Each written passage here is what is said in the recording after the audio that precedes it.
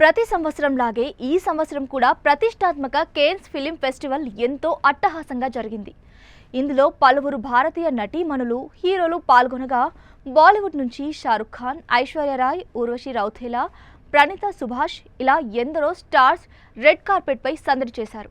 అయితే లేటుగా వచ్చిన కేన్స్లో అదరగొట్టింది బాలీవుడ్ అందాల తార ఆలియా భట్. కలర్ఫుల్ డ్రెస్సుల్లో రెడ్ కార్పెట్ పై నడిచి అందరి చూపు తన వైపు తిప్పుకుంది. దీనికి సంబంధించిన ఫొటోస్ అలాగే వీడియోస్ అన్నీ కూడా సోషల్ మీడియాలో బాగా వైరల్ అవుతున్నాయి. కాగా కేన్స్ ఫిలిం ఫెస్టివల్ ముగింపు కార్యక్రమానికి కూడా ఆలియా భట్ ముఖ్య అతిథిగా హాజరయ్యారు. తర్వాత పలు ప్రశ్నలకు ఆమె సమాధానమిచ్చారు. ఇందులో భాగంగా ఓ దక్షిణ భారతీయ నటుడి గురించి ఆలియా మాట్లాడటం విశేషం. అతనితో కలిసి నటించాలని ఉందని తన మనసులో మాట చెప్పేశారు. ఇంతకీ ఎవరతను అని అనుకుంటున్నారు కదా, పుష్ప 2 విలన్ ఫహద్ ఫాసిల్.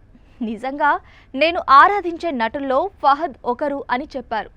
ఆయన చాలా అద్భుతమైన నటుడని, ఆయన నటించిన సినిమాల్లో ఆవేశం నాకు చాలా ఇష్టమన్నారు. ఖచ్చితంగా అవకాశం వస్తే అతనితో కలిసి పనిచేయడానికి సిద్ధంగా ఉన్నానన్నారు.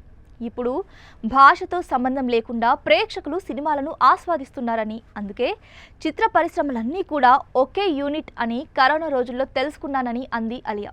ప్రెజెంట్ ఈ అమ్మడు మాటలు వైరల్ అవుతున్నాయి.